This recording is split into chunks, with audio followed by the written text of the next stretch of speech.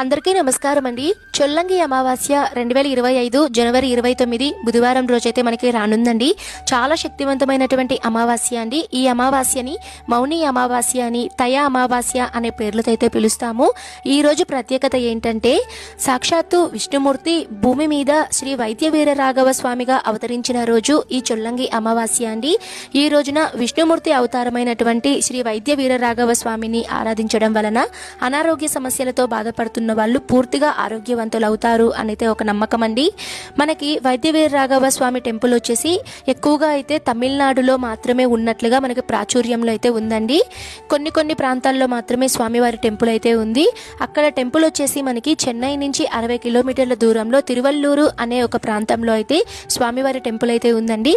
స్వామివారి టెంపుల్లో హృత్తాపనాశిని అనే ఒక తీర్థం కూడా చాలా ప్రసిద్ధి చెందింది. స్వామివారి పుష్కరిణి కూడా చాలా విశేషత ఉందండి. ఎవరైనా సరే అనారోగ్య సమస్యలతో బాధపడుతున్న వాళ్ళు స్వామివారి పుష్కరిణిలో బెల్లం అనేది వేసి నమస్కారం ప్రదక్షిణలు చేస్తే పూర్తిగా కోలుకొని ఆరోగ్యవంతులు అవుతారు అనే ఒక నమ్మకం అండి. పూర్తి పూజా విధానం వివరాలన్నీ కూడా మన ఛానల్లో వీడియో అయితే ఉంది. ఇంట్రెస్ట్ ఉంటే తప్పకుండా చూడండి. Thank you for watching.